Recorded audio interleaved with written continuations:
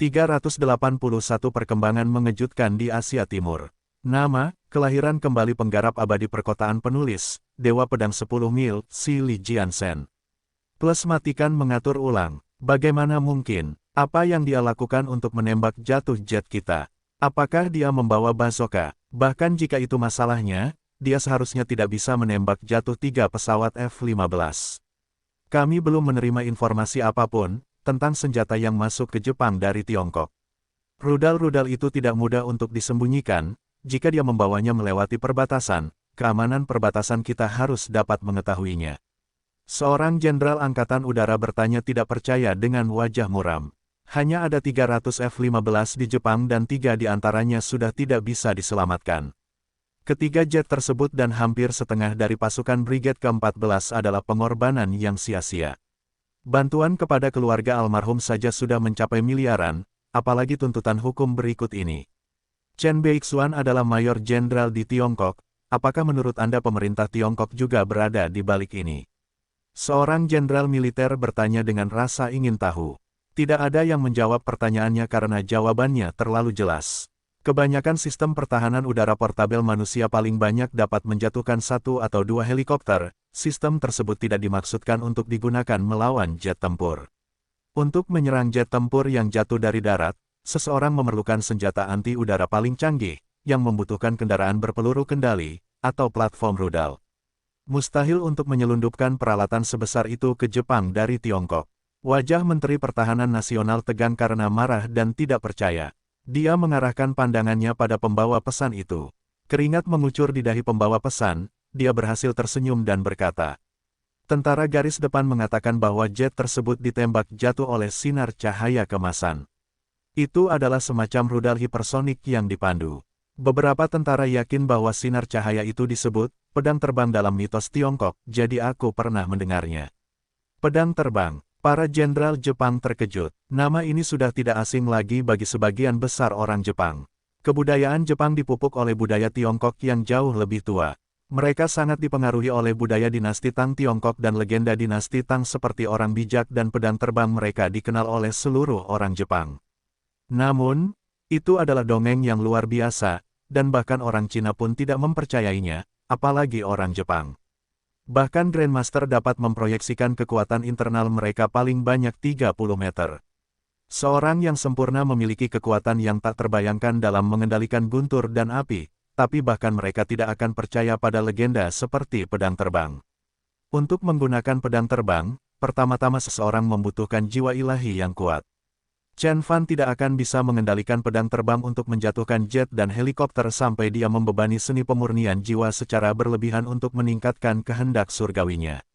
Begitu helikopter-helikopter itu melarikan diri keluar jangkauan kehendak ilahi, Chen Fan tidak akan bisa melukai mereka.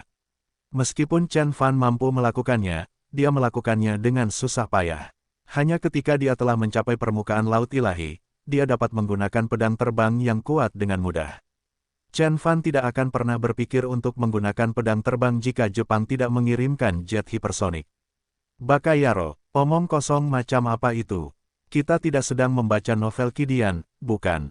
Seorang jenderal mengutuk, menahan keinginan untuk menamparkan wajah pembawa pesan itu.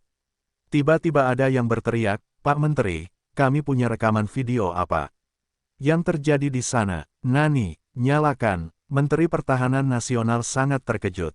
Dia mendekati layar bersama banyak jenderal lainnya. Bahkan jenderal Angkatan Darat yang marah itu bergegas mencari tempat menonton yang bagus di antara rekan-rekannya. Videonya berpiksel. Itu ditembak oleh pilot salah satu helikopter yang melarikan diri. Di kejauhan, seberkas cahaya keemasan menyala secara tiba-tiba, lalu 3 jet F-15 meledak di udara, berubah menjadi 3 bola api. Cahaya keemasan kemudian melintasi formasi helikopter, menghancurkan 14 helikopter dalam satu gerakan. Ruang pertemuan menjadi sunyi senyap setelah mereka melihat pemandangan di layar. Meskipun tidak ada yang tahu terbuat dari apa cahaya keemasan itu, ia menunjukkan kemampuan manuver dan kematian yang lebih baik daripada rudal anti-udara terpandu yang paling kuat sekalipun. Ia mampu melaju, berbelok, mengunci target, dan berakselerasi dengan sendirinya. Yang lebih buruk lagi, rudal ini dapat digunakan berulang kali, tidak seperti rudal lainnya. Jelas sekali bahwa senjata ini bukan dari gudang senjata masa kini. Apakah Tiongkok menemukan senjata revolusioner? Itu hanya pemikiran sekilas di benak Menteri Pertahanan Negara. Dia dengan cepat mengabaikannya. Menteri, apa yang harus kita lakukan selanjutnya? Seorang jenderal dari Angkatan Udara terancam. Jika pasukan bela diri Jepang gagal membuat Chen Fan menyerah dengan seluruh brigade dan 3 jet tempur, mereka tidak dapat berbuat apa-apa. Bagaimanapun, mereka bahkan bukan kekuatan militer penuh dan hanya bertanggung jawab menjaga pulau-pulau Jepang. Jika mereka adalah militer Amerika, mereka pasti sudah mengirimkan 1 skuadron jet untuk menaklukkan Chen Fan. Saya akan segera melapor kepada Perdana Menteri. Jangan melakukan tindakan apapun tanpa perintah saya. Menteri Pertahanan Nasional mempertimbangkan pilihannya cukup lama dan kemudian menyimpulkannya dengan desahan panjang tak berdaya. Terlepas dari ekspresi suram di wajah mereka, para jenderal lainnya menghargai kenyataan bahwa mereka tidak harus berurusan dengan Chen Beixuan untuk sementara waktu. Tak satu pun dari para jenderal ingin berurusan dengan tentara yang tewas dan membuang-buang peralatan mahal di bawah yurisdiksi mereka. Brigade ke-14 telah kehilangan 21 pesawat dan ribuan tentara dalam waktu setengah hari, harga yang tidak ingin dibayar oleh siapapun. Melihat kurangnya keberanian dan tulang punggung para jenderal, Menteri Pertahanan Nasional menghela nafas dalam hati. Namun kekecewaannya dibayangi ancaman dari remaja Tiongkok tersebut. Baik dia maupun Perdana Menteri tidak mengharapkan hasil seperti itu. Mereka yakin bahwa begitu militer terlibat, mereka akan dapat menyingkirkan Chen Fan dengan mudah. Musuh macam apa yang telah kita buat? Menteri Pertahanan Nasional menjadi lebih tenang ketika sedikit penyesalan muncul di wajahnya. Dia tahu bahwa begitu Chen Beixuan mendapat kesempatan, dia akan membalas dendam. Sementara itu, berita pertempuran tersebut telah sampai ke seluruh pemerintahan di Asia Timur. Para pemimpin Korea bahkan mengadakan pertemuan darurat untuk memberi pengarahan kepada presiden mereka mengenai masalah ini. Meskipun insiden tersebut tidak menimbulkan reaksi yang sama di Tiongkok seperti yang terjadi di Korea, para pemimpin militer Tiongkok mengadakan pertemuan untuk membahas implikasi pertempuran tersebut. Tidak ada seorang pun yang mengira bahwa seseorang bisa menjadi begitu kuat sehingga dia bisa menghadapi seluruh brigade dengan dukungan udara yang kuat. Bahkan para penggarap negara abadi, yang informasinya merupakan rahasia negara tidak dapat melakukan hal itu, apalagi seniman bela diri biasa. Setelah pertempuran tersebut, Chen Fan akhirnya menjadi fokus semua pemimpin di seluruh dunia. Sementara itu, di dalam markas rahasia di bawah Gunung Kunlun, Direktur Xiao telah menunggu rincian lebih lanjut dari senja hingga tengah malam. Dia menyalakan rokok untuk menenangkan kesabarannya yang menipis. Di meja sebelahnya, puntung rokok bertumpuk di asbak. Semua wakil direktur memasang ekspresi muram, hampir tidak berani berbicara sepatah kata pun, takut akan kemarahan direktur. Masih belum ada kabar dari Shikoku. Direktur Xiao menyalakan sebatang rokok lagi dan bertanya dengan alis berkerut. Pasukan bela diri Jepang telah mengunci area itu dan memblokir semua sinyal seluler.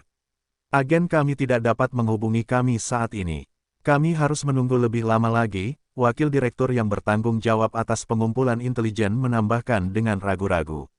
Direktur Xiao tahu dia tidak akan mendapatkan apapun.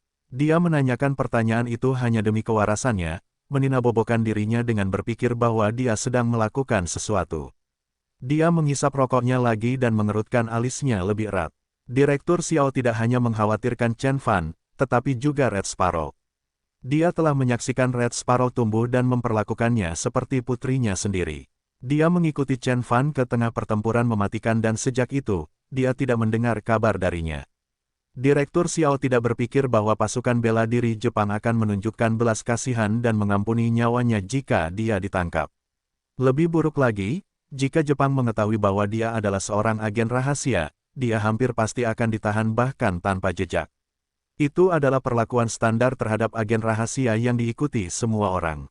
Ketika rokoknya tinggal setengahnya, seseorang menerobos masuk ke ruang pertemuan dan seorang pria muda meneriaki mereka dengan gembira dan gembira. Pak Menteri, berita terkini dari Jepang. Anda tidak akan percaya apa yang terjadi. Jaga sopan santunmu, prajurit. Sebelum Direktur Xiao dapat menjawab, seorang wakil direktur senior menegur. Direktur Xiao tidak mempermasalahkan sopan santun prajurit muda itu, dia buru-buru bertanya, Anda membawa berita dari Jepang. Apakah Chen Beixuan dan Red Sparrow melarikan diri? Apakah mereka aman? Macan putih, kura-kura hitam, dan semua wakil menteri lainnya mendengarkan dengan penuh perhatian. Mereka akan menganggap Chen Fan dan Red Sparrow beruntung jika mereka bisa melarikan diri dari 4.000 tentara kuat dengan dukungan udara. Tidak, maksudku, ya, mereka aman. Tapi Chen Beixuan tidak melarikan diri. Dia membalikkan keadaan terhadap Jepang. Dia membunuh ribuan tentara dan mengusir seluruh brigade. Pemuda itu bersorak sambil melambaikan pesan telegram di tangannya. Apa? Pengumuman itu mengejutkan semua orang di ruang pertemuan. Macan putih sedang duduk dengan menyilangkan kaki, namun keterkejutannya hampir membuatnya terlempar dari kursinya. Kura-kura hitam juga membuka matanya karena tidak percaya. Semua wakil direktur terkejut dengan berita tersebut, merasa sulit menerima kenyataan. Direktur Xiao terdiam untuk waktu yang lama. Dia kemudian bergumam pada dirinya sendiri, dia berhasil. Chen Beixuan memenangkan pertempuran. Bagaimana mungkin? Chen Beixuan baru saja mencapai keadaan abadi, dia seharusnya tidak sekuat itu untuk menghancurkan seluruh brigade. Xiao Gao, apakah sumbermu dapat dipercaya?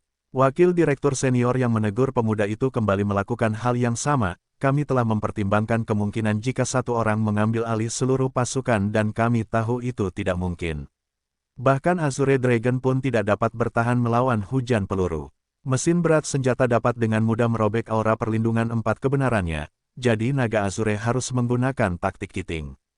Tapi itu tidak cukup untuk menyebabkan kerusakan nyata pada formasi pasukan. Tes itu dilakukan pada pasukan yang terdiri dari 1.000 prajurit, tapi Chen Beixuan harus menghadapi 4 kali lipat jumlah itu. Semua orang mengangguk dan memandang Xiao Gao dengan penuh tanda tanya. Xiao Gao sang utusan membalas mereka dengan marah, apa yang kukatakan itu nyata. Itu didapat dari sumberku yang bekerja di kantor komando utama di Jepang. Chen Beixuan sendiri yang menyerang formasi tentara dan mengusir brigade. Tidak ada senjata, biarlah senapan atau senapan mesin berat dapat melukainya. Seolah-olah tubuhnya terbuat dari baja. Dan, Xiao Gao terdiam, membiarkan ketegangan menggantung sejenak. Dan apa, yang lain mendesaknya. Dan Chen Beixuan telah menembak jatuh 18 pesawat Cobra A-1 dan 3 jet tempur F-15. Xiao Gao akhirnya berkata, keheningan menyelimuti ruang pertemuan. Semua orang saling memandang dengan ketakutan dan keterkejutan di mata mereka. Hasil pertempuran tersebut mengejutkan semua negara di Asia Timur. Namun, dampak pertempuran tersebut baru mulai dirasakan dunia. Pertempuran antara Chen Fan dan pasukan bela diri Jepang baru saja berakhir dan implikasi dari pertempuran penting ini mulai terlihat, mempengaruhi semakin banyak orang. Meskipun para pemimpin Jepang dan pasukan bela diri Jepang ingin menyembunyikan kekalahan mereka, pertempuran ini terlalu besar untuk diabaikan. Sangat mudah bagi orang Amerika untuk mendapatkan informasi tersebut karena mereka, pada kenyataannya, adalah dalang yang mempunyai ikatan dengan setiap aspek politik Jepang. Setelah mengetahui kebenarannya, sebagian besar pemimpin tetap diam. Chen Fan telah menunjukkan kekuatan yang tak terbayangkan selama pertempuran ini. Senapan dan senapan mesin tidak efektif melawannya, dan baik tank maupun misil tidak dapat menyerangnya secara langsung. Dia telah menembak jatuh helikopter-helikopter itu seolah-olah itu adalah sasaran latihan. Lebih buruk lagi, dia telah mencegat 3 rudal hipersonik, melarang terbang 3 F-15, dan 14 A-1 Cobra. Serangan pedang terakhir telah menghasilkan kehancuran yang belum pernah dilihat siapapun sebelumnya. Mereka yang telah mendapatkan rekaman pertempuran itu telah membenamkan hidung mereka ke dalamnya, mencoba menguraikan kekuatan Chen Beixuan. Mereka semua tercengang oleh mematikannya cahaya keemasan, apapun itu, dan mereka yakin bahwa jangkauan serangan Chen Beixuan adalah 10 km. Namun, bagaimana senjata apapun bisa mendaratkan serangan tepat pada sasaran yang bergerak cepat seperti Chen Beixuan? Kami menyarankan penggunaan beberapa rudal darat, menembakinya dari jarak jauh. Gunakan bahan peledak udara atau bahkan bom atom jika perlu, untuk menutupi area seluas mungkin. Seorang letnan jenderal melamar dalam pertemuan para pemimpin divisi utara militer Rusia. Satu rudal yang membawa bahan peledak berbahan bakar udara dapat mencakup area efektif beberapa ratus ribu meter persegi. Bom neutron bahkan lebih mengerikan lagi. Itu adalah bom nuklir mini dan mampu memusnahkan apapun dalam jarak beberapa ribu kilometer persegi. Meski senjata pemusnah massal ini bisa menjadi ancaman bagi Chen Fan, namun hanya sedikit negara seperti China, Rusia, dan Amerika yang memiliki senjata tersebut. Kita harus mengeluarkan railgun atau meriam laser untuk mendaratkan serangan tepat padanya. Dia mungkin cepat, tapi tidak bisa lebih cepat dari laser. Jika gagal, kita harus menggunakan senjata pemusnah massal. Selama panggilan konferensi para pejabat tingkat tinggi dan ahli strategi di militer Amerika, seorang jenderal mengusulkan penggunaan senjata laser. Banyak petugas mengangguk setuju. Tidak seperti banyak negara lain, Amerika selalu memiliki keunggulan dalam hal teknologi militer dan merupakan pionir dalam senjata laser dan railgun.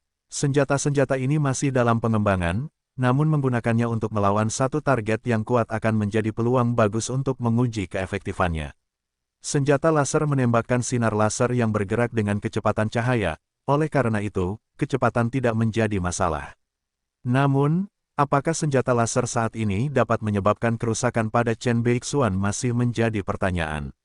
Sementara itu, militer Tiongkok memusatkan perhatian mereka pada sifat pedang terbang yang bersinar itu. Ini pedang terbang, jadi aku pernah mendengarnya. Belum pernah melihat yang seperti itu.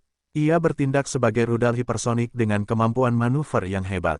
Tidak ada jet tempur, bahkan F-22 yang bisa lolos dari serangannya karena tidak dipandu oleh radar. Berdasarkan rekaman dari Jepang, kami bertaruh bahwa Chen Beixuan tidak akan bisa melancarkan serangan kedua. Mungkin itu satu-satunya anugerah. Pedang terbang jelas merupakan langkah pertama yang dia simpan untuk saat-saat terakhir.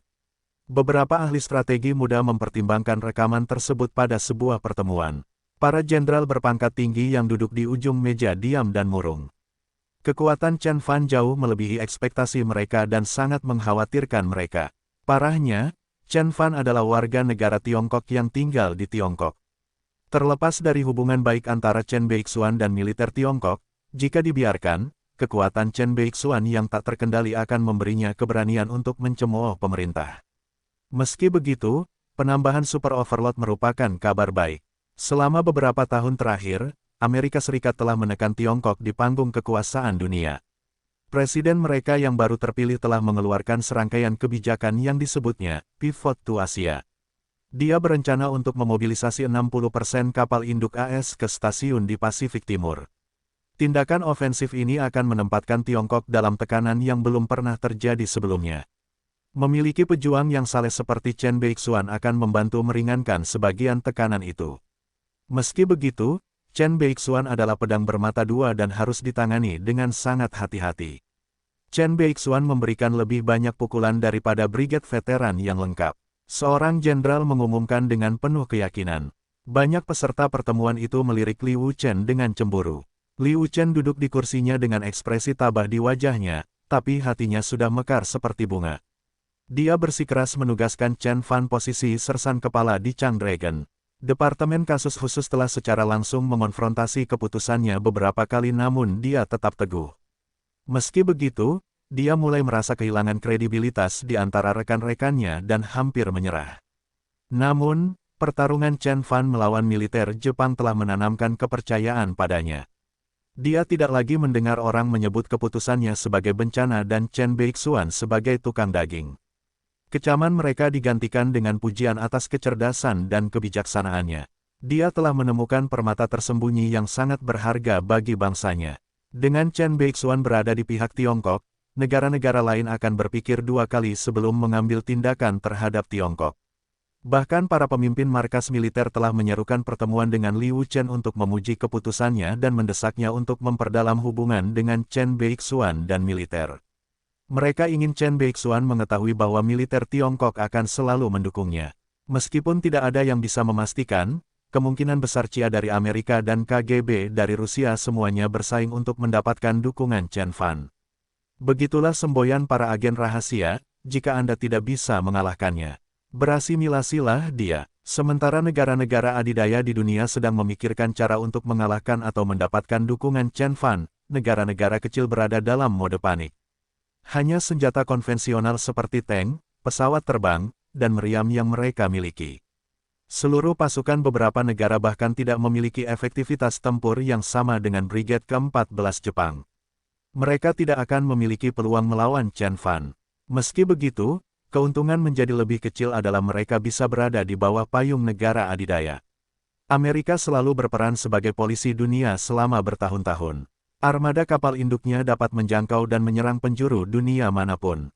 Jika Chen Fan berani membuat kekacauan di negara-negara kecil, Paman Sam akan membela korbannya, seperti yang diminta darinya. Berita tentang pertempuran tersebut mencapai banyak negara, namun tetap menjadi rahasia bagi publik. Lagi pula, Jepang akan kehilangan muka jika tersiar kabar bahwa seluruh brigade mereka bahkan tidak mampu menangani satu orang pun. Oleh karena itu, kehidupan berjalan seperti biasa bagi kebanyakan orang biasa, tanpa mengetahui bahwa pertempuran penting baru saja berakhir di Jepang. Hasil dari pertempuran tersebut membuat dunia gelap menjadi hiruk-pikuk. Chen Beixuan menang. Chen Beixuan mengalahkan Brigade ke-14 Jepang. Chen Beixuan telah menembak jatuh 17 helikopter dalam satu kali kejadian. Berita yang meledak-ledak dan tidak terbayangkan diposting ke forum satu demi satu. Pengguna sangat terkejut sehingga tidak ada yang membalas apapun untuk sementara waktu. Militer, itu adalah militer. Mereka adalah teladan kekuatan dan kehancuran di planet ini. Bahkan Overlord on the Dark Roll berjuang untuk menghindari serangan militer Amerika. Namun, Chen Fan mampu membunuh ribuan tentara dan bahkan menembak jatuh jet hipersonik. Dia adalah pejuang yang perkasa. Itu berarti selain beberapa negara adidaya di dunia, tidak ada yang bisa mengalahkan Chen Fan. Dia bisa melakukan apapun yang dia inginkan di dunia, selama dia menjauh dari negara-negara yang memiliki kemampuan nuklir. Mungkin kita telah meremehkan Chen Beixuan sejak awal. Sebuah thread tiba-tiba muncul di bagian diskusi. Judul topik diselingi dengan 3 tanda seru besar. Postingan tersebut akhirnya membuka pintu air ketika komentar mengalir ke forum, hampir membuat situs tersebut mogok. Topik yang tak terhitung jumlahnya telah diposting dan semua subjeknya berisi tanda seru. OMG, ini salah satu pertempuran paling penting dalam hidupku. Kita semua adalah saksinya. Siapa yang bisa menahan Chen Beixuan jika militer gagal melakukannya?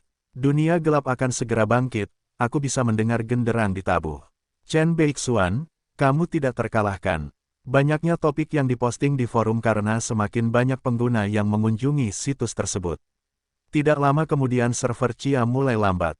Para pakar TI bergegas meningkatkan jaringan mereka untuk memenuhi permintaan. Selain orang-orang yang memberikan pujian ceria kepada Chen Fan, beberapa orang ikut serta dalam diskusi panas. Apakah Chen Beixuan seorang penguasa tingkat abadi? Banyak orang tidak berpikir demikian, mengatakan bahwa mereka tidak melihat tanda-tanda khas dari tuan tingkat abadi dalam diri Chen Beixuan. Bagaimana dengan sekarang? Saya ragu bahkan seorang tuan tingkat abadi pun bisa memilikinya menangani pasukan berkekuatan 4.000 orang. Seseorang mengajukan pertanyaan, apakah kalian melihat serangan terakhir Chen Beixuan? Ya ampun, itu mengerikan. Dia telah menembak jatuh 17 helikopter sekaligus. Bahkan jet hipersonik itu tidak bisa lepas dari serangannya. Pengguna lain memasukkan, lebih banyak pengguna yang memposting pertanyaan. Mereka, karena tidak ada yang mengetahui detail pertempuran tersebut, ada lebih banyak orang yang mengajukan pertanyaan daripada mereka yang dapat memberikan jawaban. Berdasarkan analisis salah satu teman saya di Dinas Intelijen, serangan terakhir Chen Beixuan seharusnya memerlukan persiapan yang lebih lama. Di sana seharusnya menjadi semacam efek samping baginya karena dia melepaskannya dengan tergesa-gesa. Bagaimanapun juga, Chen Beixuan telah membuktikan bahwa dia pantas mendapat tempatnya saat ini di Dark Roll. Pengamat, akhirnya menyela. Pengamat, menurutmu bagaimana nasib Zeus sang Raja Petir dan 2 orang di depannya dalam daftar kegelapan selama pertempuran melawannya? Apakah dia benar-benar seorang penguasa tingkat abadi? Seseorang bertanya. Semua orang berhenti membalas dan menunggu jawaban pengamat dengan penuh harap. Pengguna, pengamat, terkenal karena prediksi akurat dan penilaiannya yang baik. Banyak pengguna yang curiga bahwa dia adalah pemimpin kelompok bawah tanah internasional atau kepala Departemen Intelijen suatu negara besar. Kata-katanya membawa banyak pengaruh di forum ini. Sulit untuk mengatakannya. Membandingkan duel antara 2 petarung seperti ini sama saja membandingkan apel dengan jeruk. Misalnya, selama duel, Chen Beixuan tidak akan pernah punya banyak waktu untuk mempersiapkan serangan mematikan terakhirnya. Meski begitu, saya yakin hasil pertempuran itu cukup meyakinkan untuk membuktikan bahwa Chen Beixuan adalah orang paling kuat di dunia gelap. Mengenai pertanyaan keduamu, menurutku apakah dia seorang immortal level overlord atau tidak, sudah tidak relevan lagi. Karena dia sudah menjadi legenda. Kesimpulan pengamat telah melukiskan gambaran saleh Chen Fan di dalam benak semua pengguna lain. Nama Chen Fan telah menjadi sinonim dari kekuatan ilahi. Pertempuran itu telah menjadikannya legenda, bahkan dewa di antara manusia. Apa yang diperlukan untuk menjadi legenda? Sebelum WW2, ada immortal level overlord di seluruh dunia baik di dunia timur maupun barat, meninggalkan banyak kisah penuh warna tentang kehidupan legendaris mereka. Mereka dapat dengan mudah menjatuhkan suatu bangsa, mempermainkan raja dan raja dengan mudah. Mereka berada di balik banyak titik balik sejarah dan memainkan peran penting dalam semua peristiwa penting.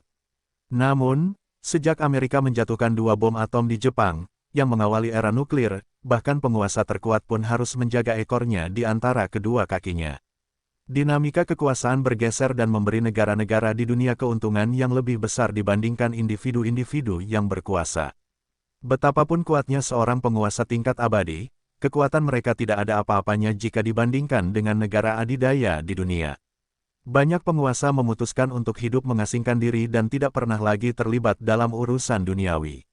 Bahkan ketika mereka berusaha untuk tidak menonjolkan diri, mereka masih bersembunyi di balik layar selama banyak perkembangan penting dalam sejarah. Baru 20 tahun yang lalu, Immortal Level Overlord benar-benar diam. Bagi anggota dunia gelap, penguasa tingkat abadi adalah definisi dari sebuah legenda. Banyak tuan dan seniman bela diri baru bahkan secara terbuka mempertanyakan keberadaan tuan tingkat abadi. Mereka yakin bahwa 3 petarung teratas di Dark Roll mewakili individu paling kuat di dunia gelap dan tidak ada yang bisa melampaui kekuatan mereka. Namun, penampilan kekuatan Chen Fan telah menentang persepsi orang tentang kekuasaan di dunia. Prestasi luar biasa Chen Fan tiba-tiba muncul di benak orang-orang. Bahwa dia telah membunuh 4 Grandmaster dengan jentikan jari, bahwa dia telah membunuh Takemiya Hero yang perkasa yang hanya tinggal setengah langkah lagi untuk mencapai kerajaan abadi. Bahwa dia telah memusnahkan Brigade ke-14 yang beranggotakan 4.000 orang, bahwa dia telah menyerang 17 pesawat, itu ini dan itu. Akhirnya, para anggota dunia gelap akhirnya menyadari bahwa bahkan seseorang pun dapat memiliki kemampuan yang tak terbayangkan yang dapat menundukkan bahkan pasukan yang dilengkapi dengan peralatan modern. Meskipun Chen Fan hanya mengalahkan 1 brigade dari pasukan bela diri Jepang, bahkan F-15 mereka adalah versi yang lebih lemah dari yang diciptakan AS untuk pasar ekspor. Hasil pertempuran tersebut telah mengejutkan semua orang di dunia bawah tanah. Dia adalah definisi baru dari sebuah legenda. Seorang yang jahat bahkan seiring berjalannya legenda. Petik 2. Dalam 10 tahun terakhir, kita perlahan-lahan melupakan kekuatan besar dari Immortal Level Overlord dan lupa bahwa mereka biasa melawan seluruh pasukan dengan mudah. Chen Beixuan telah mengingatkan mereka bahwa orang seperti itu masih ada sampai sekarang. Dia bukan hanya seorang penguasa tingkat abadi tetapi juga legenda hidup. Komentar pengamat tentang Chen Fan dikutip di seluruh bagian forum dan dengan cepat menyebar ke telinga para pemimpin di dunia gelap. Setelah pemimpin Sekte Hong mendengar berita itu, dia duduk di kursinya selama 3 jam tanpa mengucapkan sepatah kata pun. Pada akhirnya, dia mengertakkan gigi dan berjalan dengan susah payah menuju kompleks rahasia yang terletak jauh di dalam fasilitas. Kompleks ini tertutup untuk semua orang kecuali pemimpin sekte. Bahkan underbosses pun tidak diizinkan masuk. Itu adalah tempat rahasia terbesar Sekte Hong dan fondasi di mana organisasi itu didirikan. Keluarga Li dari grup Samsung mengadakan pertemuan darurat segera setelah mereka mendengar berita tersebut. Dalam pertemuan tersebut, pimpinan grup Samsung menyarankan untuk mengorbankan Li Hyokgyu sebagai permintaan maaf kepada Chen Beixuan. Namun, usulan itu ditolak oleh penguasa keluarga Li. Pemimpin yang mengusulkan mosi itu meninggalkan ruang pertemuan, mengeluh tentang kepicikan keluarga Li. Dia yakin keluarga Li akan membayar kesombongan dan kurangnya komitmen mereka untuk memperbaiki hubungan dengan Chen Beixuan. Kata-katanya tidak cocok dengan tuan keluarga, tetapi tuan keluarga juga tidak bisa membantahnya. Dragon Hall, Square Tower, dan Crimson Wings mengumpulkan para pemimpin mereka dan setelah banyak pertimbangan, mereka memutuskan untuk meningkatkan tingkat ancaman Chen Beixuan ke level tertinggi, SSS. Ini diterjemahkan menjadi 3 kata, jangan sentuh. Selain beberapa negara yang memiliki kemampuan nuklir, kehadiran Chen Beixuan merupakan kekhawatiran besar bagi negara-negara lainnya. Bos Aid International bergegas dan terbang ke China dari Eropa untuk bertemu langsung dengan Chen Beixuan.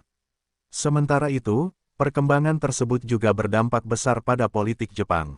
Sementara itu, di sebuah rumah mewah di luar Tokyo, tak satu pun pelayan klan keluarga Mitsui yang berani mengucapkan sepatah kata pun. Mereka menundukkan kepala dan saling memandang dengan sadar. Mereka yang harus keluar masuk kamar berjalan dengan sangat pelan. Sejak tuan keluarga mendapat berita tentang apa yang terjadi di pertempuran itu, dia hampir menghancurkan semua yang ada di kamarnya. Kemudian dia mengalami serangan jantung sehingga keluarganya harus menyewa dokter kardiovaskular terbaik untuk mendampinginya sementara dia pulih. Sementara itu, anggota keluarga klan keluarga Mitsui berdiri diam, hampir tidak berani mengucapkan sepatah kata pun. Mitsui Kazuo tidak lagi marah. Dia berbaring di tempat tidur dengan tenang dan menyembunyikan emosinya dengan wajah tabah. Bos grup Mitsui saat ini berdiri tepat di samping tempat tidur. Dia mengumpulkan keberanian sebanyak mungkin dan berkata, "Tuanku, saya ragu. Chen Beixuan tahu kita berada di balik semua ini. Dia hanya akan mengejar Perdana Menteri." Mitsui Yuto berkata sambil mencoba menutupi rasa takutnya. Kejutan yang dia alami ketika dia tahu Chen Fan telah mengalahkan Brigade ke-14 masih membekas di dalam dirinya.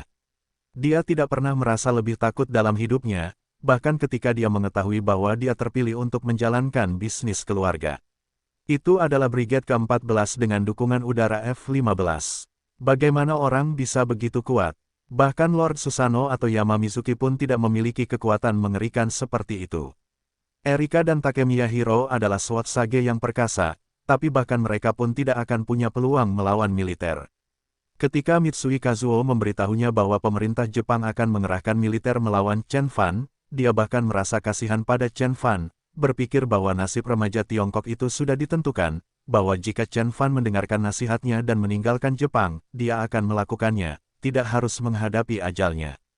Namun, yang mengejutkannya, Chen Fan benar-benar memusnahkan militer Jepang. Kemenangan Chen Fan ibarat tamparan di wajah pemerintah Jepang.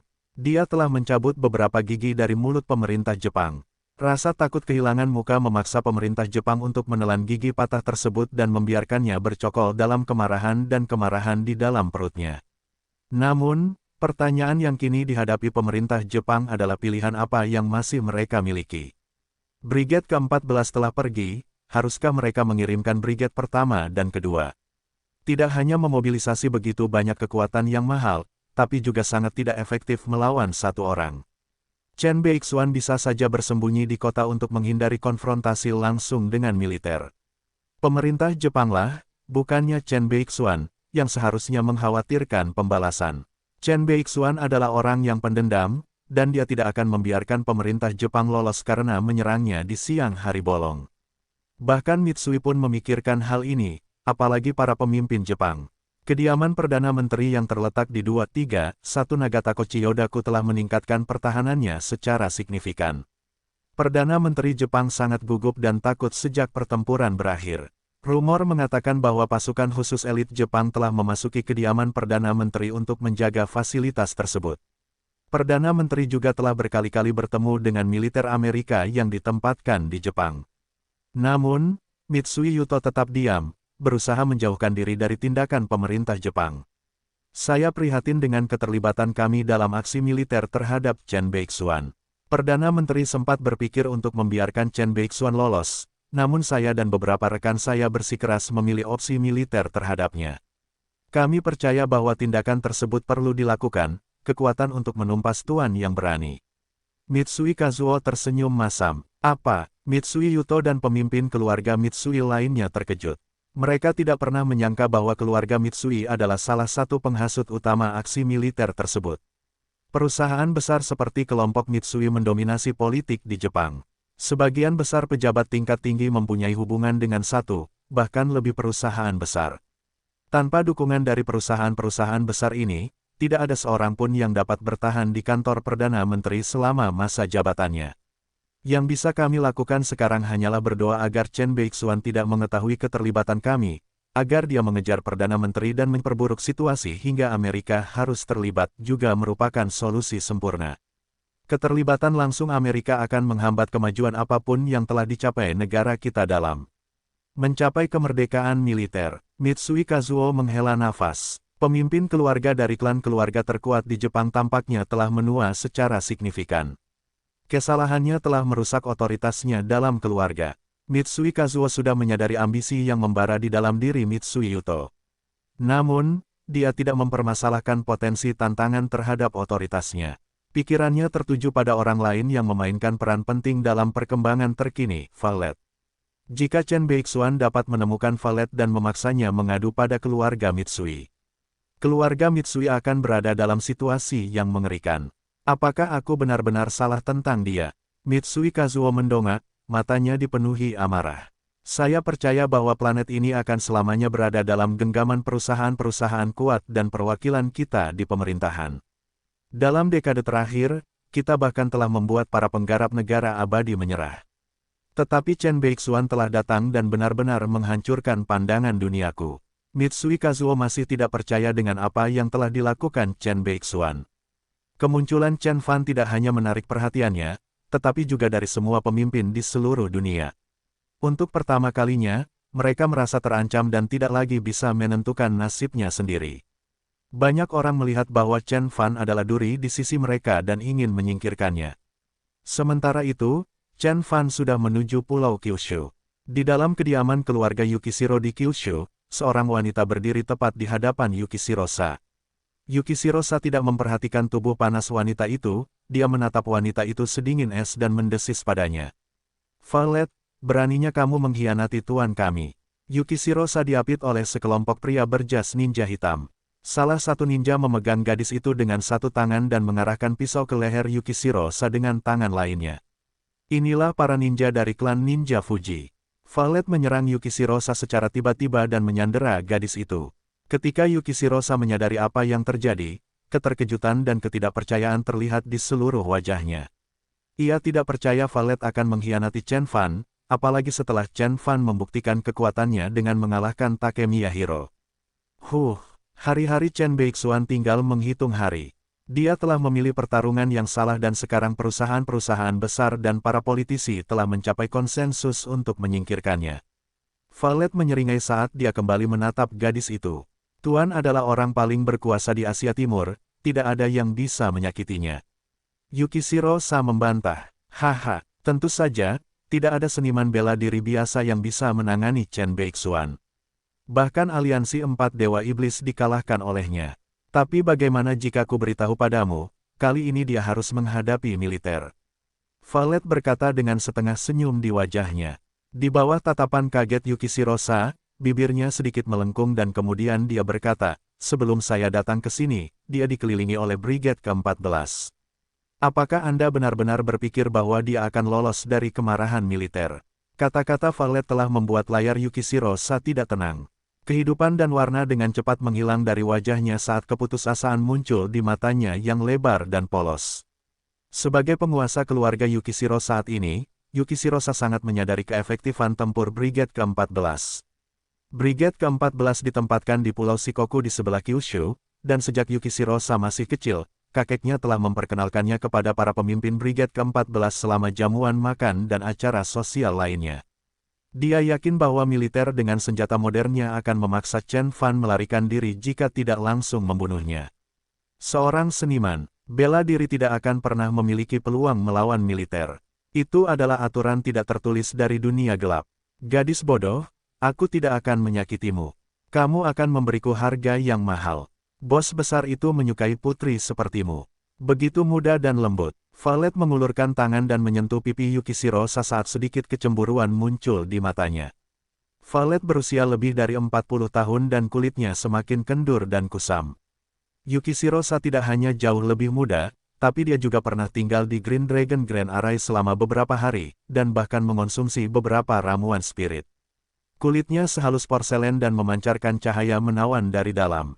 Yukishiro-sa sedikit menggigil karena sentuhan Valet. Namun, dia mampu menenangkan diri dan berkata, guru tidak akan membiarkanmu lolos. Chen Beixuan adalah orang yang sombong dan bodoh. Apakah dia benar-benar percaya bahwa dia bisa menginjak-injak Jepang karena dia telah mengalahkan Takemiya Hiro? Militer akan sangat sulit dia hadapi, belum lagi Lord di Kuil Agung Ise. Chen Beixuan dikelilingi oleh musuh sekarang, apakah dia bisa keluar dari pertempuran hidup-hidup masih harus dilihat. Valet mendengus lalu berkata sambil tersenyum mengejek. Dia adalah tipikal gadis Jepang dan memuja kekuatan absolut, tidak lebih. Klan Ninja Fuji telah melayani Lord Susanoo selama ratusan tahun, tetapi begitu dia melihat keadaan mulai berbalik, dia berpindah pihak dan bergabung dengan Chen Fan. Dia beralih kembali ke pihak Jepang setelah merasakan komitmen pejabat pemerintah untuk menyingkirkan Chen Fan. Klan Ninja Fuji bertahan selama ini karena mereka selalu berada di pagar, siap untuk berpindah pihak. Klan Ninja hanyalah kekuatan kecil di Jepang, dan tidak bisa dibandingkan dengan pemerintah Jepang maupun perusahaan-perusahaan besar. Bahkan saat hati Yukishirosa tenggelam ke dasar, sebuah suara tenang terdengar di dalam ruangan dari luar. "Apakah kalian membicarakan aku?" Suara familiar itu mengagetkan Valet. Dia mengangkat kepalanya ke atas bahunya dan melihat pembicara, membiarkan keterkejutan dan ketidakpercayaan merayapi seluruh wajahnya. "Chen Beixuan, mengapa kamu ada di sini?" "Menguasai," Yukishirosa berteriak riang. Para ninja di ruangan itu tiba-tiba menegangkan tubuh mereka saat mereka mengunci pandangan pada pemuda yang tiba-tiba muncul. Seluruh kediaman keluarga Yukishiro dipenuhi dengan ninja dari klan Fuji. Namun Chen Fan dapat muncul tanpa terdeteksi siapapun tepat di luar ruang pertemuan. Kemunculannya yang tiba-tiba membuat para ninja lengah. Kleng-kleng, sang ninja menghunuskan pedang mereka dan menatap tajam ke arah Chen Fan. Chen Fan tidak terlalu mempermasalahkan ancaman itu. Dia perlahan dan santai masuk ke kamar dan bertanya, "Mengapa saya tidak bisa berada di sini?" "Oh, maksudmu apa yang terjadi dengan Brigade ke-14? Kamu pasti mengira aku sedang berjuang untuk menghindari serangan militer." Chen Fan sepertinya menyadari sesuatu dan kemudian dia tersenyum setengah pada Valet. "Bagaimana jika ku beritahu padamu bahwa aku telah mengalahkan Brigade ke-14? Itu tidak mungkin," teriak Valet. Bahkan Yukishirosa menatap Chen Fan dengan pandangan tidak percaya. Para ninja terkejut dengan berita itu. Mereka memandang Chen Fan dengan tidak percaya dan ragu. Brigade ke-14 berkekuatan lebih dari 4.000 orang, dan mereka dapat menyerbu seluruh klan ninja Fuji dengan mudah. Tidak ada seniman bela diri yang bisa bertahan dari senjata mengerikan mereka. Namun, jika Chen Fan berbohong, lalu bagaimana dia bisa tiba-tiba muncul di sini sekarang? Bahkan saat Valet berjuang menghadapi kenyataan, teleponnya berdering. "Berhenti menatapku, teleponmu berdering," jawablah. Chen Fan memiringkan kepalanya ke satu sisi dan menatap Valet dengan nakal. Dia memperhatikan Valet berusaha mengeluarkan ponsel di tangannya dan menyambungkan saluran. Suara cemas keluar dari ujung sana. "Valet, situasinya di luar kendali kita. Chen Beixuan jauh lebih kuat dari yang kita duga dan dia mengalahkan seluruh Brigade ke-14. Dia juga menghancurkan F-15 kita. Kita kehilangan jejaknya, tapi kemungkinan besar dia sedang menuju ke Kyushu. Kamu harus meninggalkan kediaman Yukishiro sekarang." Pembicara di ujung sana berteriak sekuat tenaga, dan percakapan itu didengar oleh semua orang di ruangan itu. Namun, tidak ada satupun pendengar yang mempercayai apa yang mereka dengar dan berharap bahwa mereka tidak pernah mendengar suara tersebut. Panggilan telepon tersebut membuktikan bahwa Chen Fan mengatakan yang sebenarnya. Wajah Valet berubah menjadi bola pucat di air keruh. Kekalahan Brigade ke-14 berarti dia kalah taruhan. Ini juga berarti bahwa Chen Fan dapat melakukan apapun yang dia inginkan di Jepang selama militer Amerika tidak terlibat. Bagaimana seseorang bisa begitu kuat? Bagaimana seseorang bisa mengalahkan pasukan modern? Para ninja memandang Chen Fan, mata mereka dipenuhi dengan keterkejutan, rasa hormat, dan ketakutan. Orang Jepang memuja kekuatan absolut dan di mata mereka, Chen Fan adalah teladan yang perkasa dan berkuasa. Yukishirosa menutup mulutnya untuk menahan teriakan tak percaya. Dia tidak pernah berpikir bahwa Chen Fan bisa menjadi begitu kuat sehingga militer pun tidak bisa menanganinya. "Apa yang akan kamu lakukan sekarang?" Chen Fan tersenyum, tapi tatapannya pada Valet acuh tak acuh dan tanpa emosi. Dari semua dosa di dunia, dia paling membenci pengkhianatan.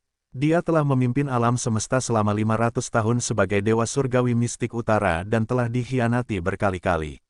Saat ini, dia sudah terbiasa membunuh pengkhianat tanpa merasa terlalu sentimental tentang hal itu. "Tuan, saya minta maaf." Valet menundukkan kepalanya dan menekuk lututnya. Namun, begitu ujung lututnya menyentuh lantai, dia melompat ke depan dan melesat keluar seperti macan kumbang. Dia menabrak dinding dan melemparkan benda hitam ke arah Chen Fan sambil berteriak, "Bunuh dia." Sekarang, bang, benda hitam itu meledak di udara, mengeluarkan asap hitam yang dengan cepat memenuhi seluruh ruangan. Asap hitam tercipta dari lemak ikan paus dan lebih dari 100 jenis bahan berbeda. Oleh karena itu, mereka sangat langka dan Valet hanya menggunakannya pada saat hidup dan mati. Asap ini sangat tebal sehingga bahkan seorang Grandmaster pun tidak dapat melihat apapun saat berada di dalamnya. Reaksi insting ninja terhadap perintah Valet entah bagaimana mengalahkan rasa takut mereka. Mereka melemparkan diri ke arah Chen Fan sambil mengacungkan pisau di tangan mereka. Shushu, selusin pedang berkilauan di udara. Para ninja ini adalah ahli teknik ninjutsu dan pedang. Mereka lebih kuat dari kebanyakan artis bela diri. Salah satu ninja berpangkat tinggi bahkan menunjukkan kekuatan yang setara dengan Kawakami Gensai.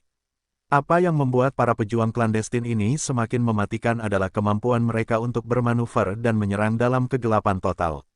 Dikepung oleh banyak ninja dalam kegelapan total dapat membuat sebagian besar Grandmaster tersingkir. Menyedihkan, Chen Fan mendengus lalu menjentikkan salah satu jarinya. Energi ki putih keluar dari ujung jarinya seperti sambaran petir. Ia berenang di awan gelap seperti ikan yang bersinar terang.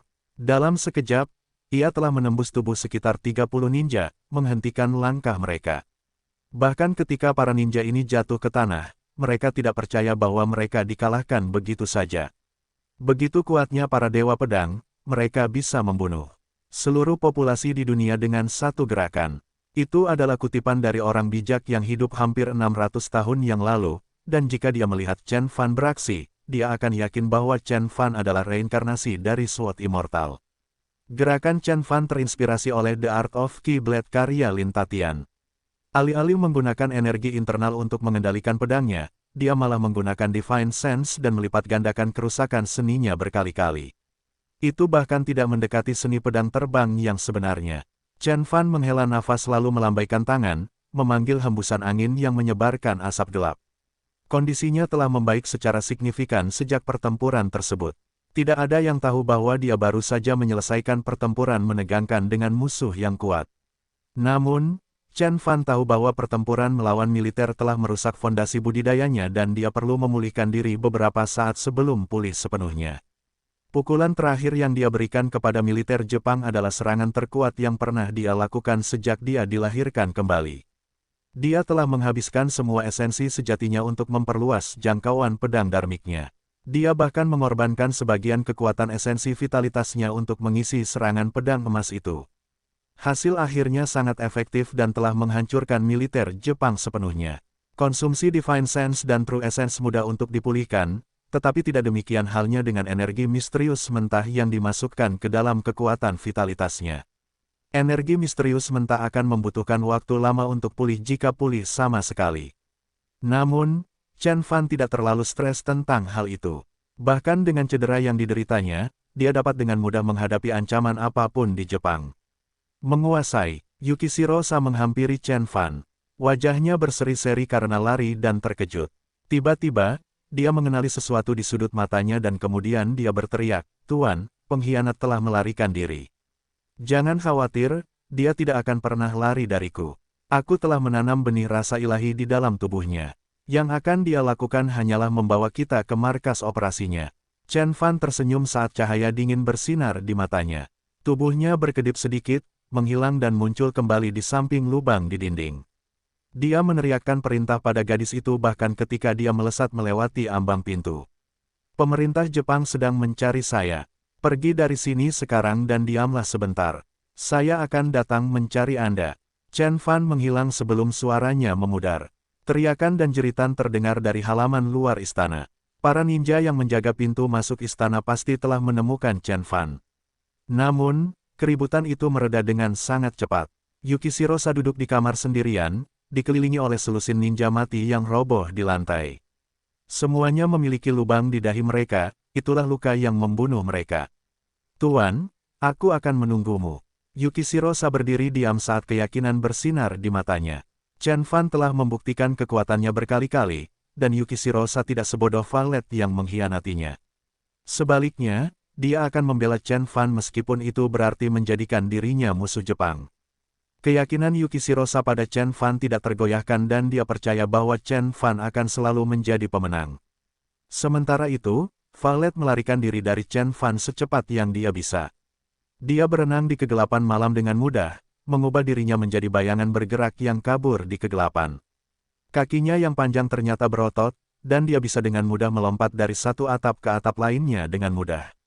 Namun, Violet tidak bisa menghilangkan rasa takut yang sudah mengakar kuat di hatinya.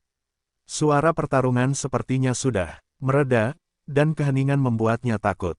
Dia tahu bahwa Chen Fan telah selesai dengan para ninja dan mengikuti jejaknya. Violet tahu sejak awal bahwa Chen Fan bermaksud membunuhnya. Meskipun dia baru mengikuti Chen Fan selama beberapa hari, dia telah merasakan kekejaman dalam diri Chen Fan. Tidak seperti kebanyakan pria lain, Chen Fan kebal terhadap penampilannya yang bermuatan ual. Membuatnya lebih sulit untuk dimanipulasi dibandingkan Genkaza Takeda. Sekali melihat mata Chen Fan yang acuh tak acuh, Violet sudah tahu bahwa dia tidak bisa lengah. Saat itulah dia memutuskan untuk meninggalkan prajurit ninjanya sendirian dan memutar ekornya. Bagaimana mungkin? Bagaimana dia bisa mengalahkan militer? Bahkan saat ini, Violet masih kesulitan menghadapi kenyataan. Panggilan telepon tersebut berasal dari salah satu sumbernya di pemerintahan Jepang yang sangat dia percayai. Violet tahu melarikan diri dari Chen Fan adalah satu-satunya pilihannya. Saat ini, dia telah kehilangan seseorang yang bisa dia andalkan. Aku harus kembali ke markas. Pertahanan di sana mungkin bisa memperlambat Chen Beixuan. Ditambah lagi, Sensei masih menjaga benteng. Itu jika Chen Beixuan cukup cepat untuk mengikutiku. Aku seorang ninja elit dan seorang ahli dalam seni penyembunyian.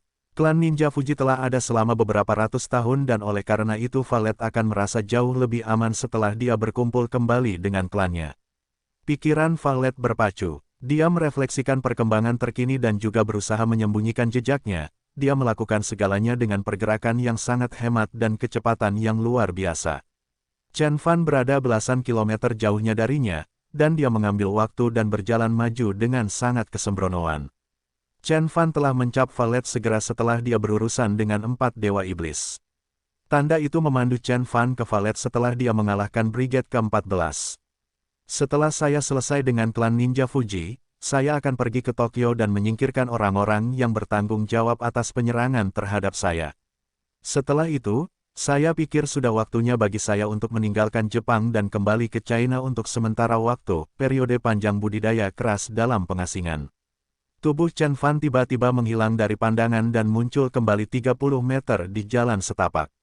Terlepas dari cedera yang dideritanya, dia merasa perjalanan itu layak dilakukan. Dia tidak hanya mendapatkan 5 penjaga abadi dalam seruling pemanggil dewa iblisnya, tapi dia juga belajar banyak dari pertempuran melawan Brigade ke-14. Pendapat Chen Fan adalah gambaran yang jelas tentang kekuatan sebenarnya dari militer modern. Kemenangan tersebut juga memberinya daya tawar saat ia bernegosiasi dengan negara lain. Meski begitu, dia bertaruh karena dia telah menarik perhatian negara-negara. Mereka juga akan mulai menganalisis kemampuannya, mencoba menemukan metode untuk melawan kekuatannya. Itu tidak ada gunanya. Kecepatan kemajuan saya jauh lebih cepat daripada kecepatan pemerintah meluncurkan senjata baru. Bibir Chen Fan membentuk senyuman dingin. Ketika Amerika atau Rusia akhirnya menemukan senjata khusus untuk melawan Chen Fan, dia mungkin telah mencapai permukaan laut abadi, jika bukan Conate Spirit level. Pada saat itu, senjata yang baru mereka temukan perlu ditingkatkan bahkan tanpa digunakan satu kali pun. Chen Fan merenungkan apa yang akan terjadi di masa depan saat dia perlahan mengikuti Violet sejauh beberapa puluh kilometer dan mencapai lembah pegunungan yang tenang. Ini adalah basis operasi klan Ninja Fuji, dan berada di lembah pegunungan di luar Fukuoka. Menebang, Violet menghela nafas begitu dia melewati ambang batas antara lembah dan dataran banjir yang datar. Dia dengan hati-hati menghindari selusin jebakan mematikan dan mencapai ujung lain lembah di mana tanahnya sedikit terbuka. Tersembunyi jauh di dalam lembah adalah sebuah desa kecil yang terletak di pegunungan di kedua sisinya. Ini adalah desa tempat tinggal klan Ninja Fuji selama beberapa generasi. Pemimpin sekte telah kembali. Kemunculan Violet telah membuat heboh penduduk desa. Banyak ninja bergegas keluar dari rumah sederhana mereka untuk menerima Violet. Hampir semua orang yang tinggal di desa itu adalah seorang ninja.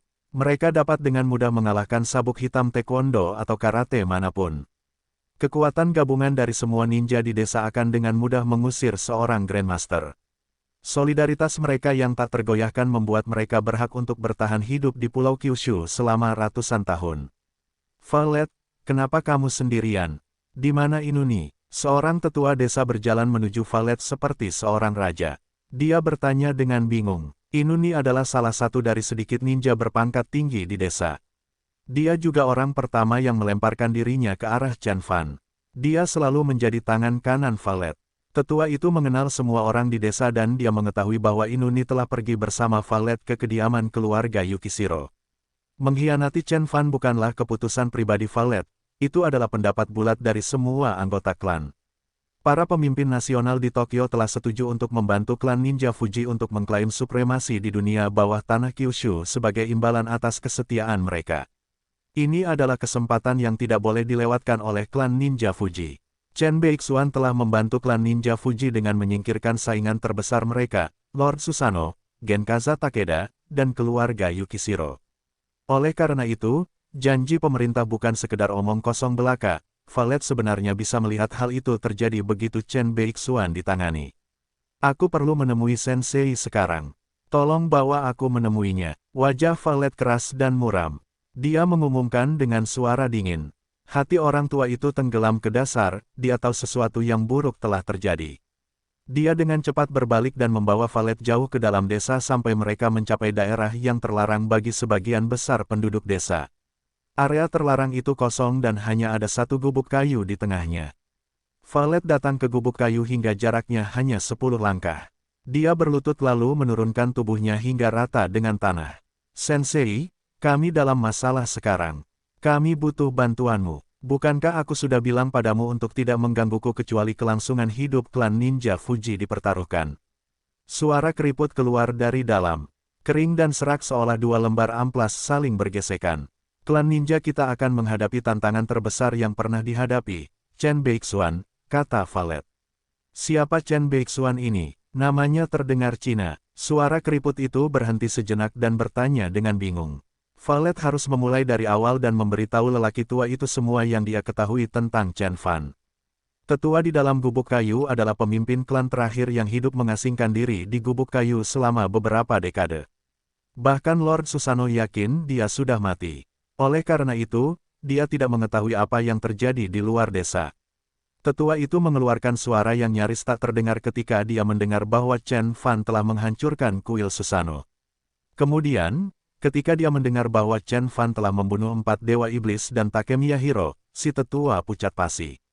Ketika Valet akhirnya menyebutkan bahwa Chen Fan telah menghancurkan Brigade ke-14 dan menjatuhkan 17 jet, gubuk kayu itu meledak dan bayangan gelap muncul dari ledakan tersebut. Ketika debu sudah mereda, seorang lelaki tua dengan tubuh keriput yang dibalut perban muncul di hadapan Valet. Dia adalah pemimpin klan generasi terakhir, Fujitaki. Dia dulu setenar Chizuru Masahiro dan Genkaza Takeda dan merupakan satu-satunya ninja elit di klan Ninja Fuji. Meskipun kekuatannya secara keseluruhan tidak sebesar seorang Grandmaster Transcendent, dia bisa menimbulkan begitu banyak kerusakan yang membuatnya ditakuti oleh banyak Grandmaster level puncak. Sebelum Valet sempat mengatakan apapun, Fujitaki bertanya dengan ekspresi kaget dan terkejut di seluruh wajahnya. Siapa Chen Beixuan? Dia bahkan mengalahkan pasukan bela diri Jepang. Apakah dia salah satu penguasa negara abadi dari Tiongkok? Sebuah suara terdengar di suatu tempat di kejauhan sebelum Valet mampu mengatakan apapun. Apakah dia kartu truf terakhirmu? Valet mencari-cari pembicara dan terkejut melihat Chen Fan berdiri tidak jauh darinya dengan tangan terikat di belakang punggung. Untuk memasuki desa klan Fuji, Chen Fan harus melewati jebakan mematikan yang tak terhitung jumlahnya, namun jelas mereka tidak dapat memperlambat Chen Fan. Siapa kamu? Beraninya kamu melanggar tanah klan Ninja Fuji. Kamu mendekati kematian. Fujitaki menyipitkan matanya saat semburan energi yang kuat menyapu ruang terbuka. Dia telah membuka pintu air, mencurahkan semua energi yang dia simpan di dalam dirinya selama 1 dekade. Sensei, Valet memutar matanya karena terkejut. Dia berteriak pada gurunya tetapi dipotong oleh Chen Fan. Menyedihkan, Chen Fan melambaikan tangannya ke udara, gerakannya hampir malas. Sebuah pisau tiba-tiba muncul di antara jari-jarinya dan kemudian dia menebas di udara, mengirimkan blade aura biru yang berkilauan. Wajah Fujitaki menjadi gelap begitu dia melihat aura pedang itu. Tiba-tiba, dia berubah menjadi kepulan asap hitam dan menghilang ke udara. Blade aura melewati beberapa gumpalan asap yang tertinggal di sekitar tempat lelaki tua itu berdiri. Jika Chen Fan belum pernah bertarung melawan Theseus the Phantom, dia mungkin akan terkejut dengan tipuan orang tua itu. Namun, Chen Fan sudah tahu persis apa yang orang tua itu coba lakukan. Dia mengambil satu langkah ke depan, menghilang dari pandangan dan muncul kembali beberapa puluh meter jauhnya. Dia lalu menginjak tanah dengan satu kaki. Hentakan itu mengguncang bumi seolah-olah seorang penjaga surgawi baru saja mendarat di bumi dengan pendaratan pahlawan super. Gelombang kejut yang kuat muncul dan merobek tanah saat ia beriak keluar, menciptakan hiruk-pikuk suara retak, hancur, dan patah. Bayangan hitam tiba-tiba muncul tepat di bawah kaki Chen Fan. Dia tidak lain adalah Fujitaki. Dia terjepit di bawah sepatu bot Chen Fan, terjepit di antara tanah yang ambruk. Kaki Chen Fan menembus dadanya, dan dia mati di tempat. Fujitaki dibunuh oleh Chen Fan. Dia bahkan tidak mendapat kesempatan untuk menunjukkan kepada Chen Fan seni rahasia yang dia temukan setelah puluhan tahun berkultivasi terpencil. Ketidakpercayaan secara permanen terpatri di wajahnya bahkan setelah kematiannya. Dia tidak percaya bahwa dia akan dibunuh oleh Chen Fan dengan begitu mudah. Dia memiliki begitu banyak gerakan kuat di lengan bajunya. Namun, sedikit yang dia tahu bahwa dia sedang berhadapan dengan seseorang yang berada di luar jangkauannya. Chen Fan bisa saja membunuh kultivator negara transenden tingkat menengah manapun dengan tidak lebih dari 3 gerakan. Saat itulah, Valet akhirnya menyelesaikan peringatannya. Dia adalah Chen Beixuan. Ketika dia menyadari bahwa peringatannya datang terlambat, dia menatap Chen Fan dengan tatapan putus asa dan ketakutan. Tubuhnya gemetar saat dia mengumpulkan keberanian sebanyak yang dia bisa dan kemudian membungkuk sedikit. Tuan, saya sangat menyesal. Mohon maafkan saya akan. Chen Fan memotong pendeknya dengan aura pedang tajam berwarna biru berkilauan. Kepala Valet terpenggal dari bahunya. Bahkan Fujitaki pun tidak bisa selamat dari serangan Chen Fan, apalagi Valet. Karena itu, Chen Fan telah menangani pengkhianat itu dengan satu pukulan yang menentukan. Bahkan sebelum kematiannya, Valet tidak percaya bahwa Chen Fan akan membunuhnya tanpa ragu sedikitpun. Apakah kamu membunuh pemimpin dan tetua klan kami? Beberapa anggota klan yang menyaksikan pertumpahan darah mengarahkan jari mereka ke arah Chen Fan dengan marah. Perkembangan tersebut telah membuat marah semua ninja di desa. Mereka bergegas menuju lokasi kejadian dengan membawa senjata. Beberapa sudah melemparkan senjata mereka ke arah Chen Fan. Mereka tidak bisa membiarkan pembunuh pemimpin klan mereka lolos dari kejahatannya. Chen Fan tidak terpengaruh oleh serangan yang masuk. Dia melipat jarinya dan memanggil 2 blade aura tajam yang memancarkan cahaya menyilaukan. Dia telah memutuskan untuk membantai semua orang di klan Ninja Fuji.